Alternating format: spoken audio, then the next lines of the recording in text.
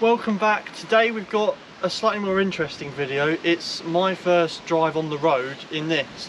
So obviously we've restored this from effectively the ground up, and I've always been under the impression that I'll be able to drive it at some point, but it'll be once I'm a lot older. But I've just turned 17 and I've got my provisional license, and with our club, the Austin 7, well, it's all run by the Austin 7 Association, and they have made a deal with RH, which are now Howdens, and if you're a part of the club you can get an insurance when you've got a provisional license, which is quite good for me really, because it means I can start driving a lot earlier, and once I then pass it carries over and I can carry on, and then I think once I'm 18 or something like that I can then drive unaccompanied on my own, so I can do whatever I want. But moving on to the car, we've got one thing that I mentioned before with the valve chest. We put a rubber gasket around it instead of the cork one, which has worked quite well, apart from in the bottom right hand corner it seems to be leaking a bit, so we might have to do something about that. I'm not sure yet. It's not leaking as badly as it used to, but it's still leaking, so yeah. But other than that, we've not done much. And also, to do with the insurance, I've got an apprenticeship working on classic cars, so ideally I'd want to be able to be insured on classic cars if I'm working on them all the time for my job, if that makes sense. But anyway, we're going to go for a drive.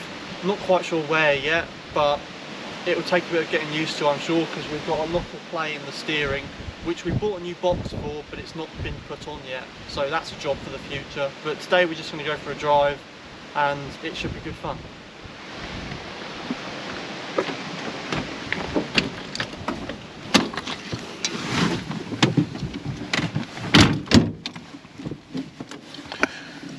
Right then, so you've never driven this before, so let's get the engine fired up first. I've driven it off the road, but not off on the road.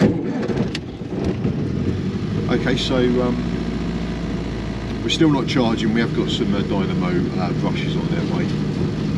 We've fixed, there was a short on the dynamo as well, one of the leads, the earthing cable would come off it, so we've repaired that. Anyway, so just sorting the choke out. Yeah. So yeah, you've driven off road, which is good. So what we'll do is we'll just go right here and then first left and up by the village hall, yeah. So yeah, so driving a vintage car, so it's a little bit different to your Jimny, as you can imagine. So let's get it in first gear then and see how you get on. So all course pull out, so yeah, you know where the biting point is, just forwards, no need to rush.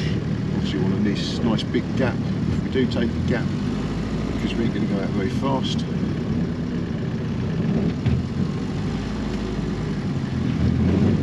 Good, right, and then left there.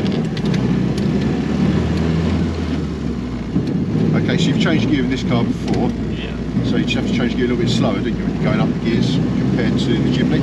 Yeah.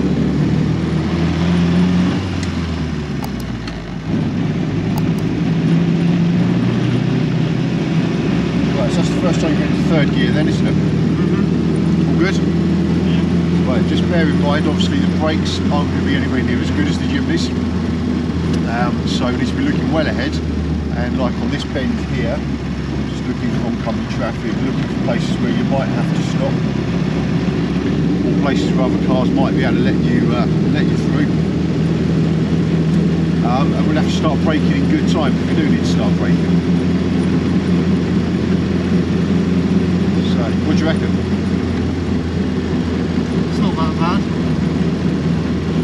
It changes gear better than my Jimny, so. Okay, that's good news. The suspension's a bit bouncy, doesn't it? Yeah. In fact, there is a van coming forward just right on, so you spotted it. So, don't like going into first gear while it's moving, no, does it? It's got no synchro. No. So what I try and do is I put it into first gear once we've stopped. Yeah. And if the car's still moving a little bit, then I'll use second often. If we're going uphill, then you do just have to make a bit of a crunch sometimes, but get it in when the car's at its slowest. Okay, so this is obviously really important because youngsters need to be driving cars like this. I'm in my 50s, I'm one of the younger members of our club though, so most of them are older than me and retired. So without youngsters coming through like Sid, then who's going to be driving these cars in 30 or 40 years time? So the sooner people like Sid get the bug for driving a vintage car, the better. So let's have a look ahead. So we've got a bit of a bend coming up here, and then a sharper bend round to the right. So we're probably going to have to change down to in 4th gear at the moment, so we're probably going to need 3rd, maybe 2nd gear as we get down there. So start braking now, just so you've got plenty of time on the foot brake, we're not in a rush. And then that's it, clutch down. As long as you slide it into gear slowly like that, that's good. So you didn't need to double declutch. But if you'd have tried to take 2nd gear at that speed, then you'd have had to have done a double declutch. Have you practiced that before? Yeah. Well, I've driven this off-road before. Yeah. So the synchro does work pretty well on this car, as long as we give the gearbox time to take the next gear.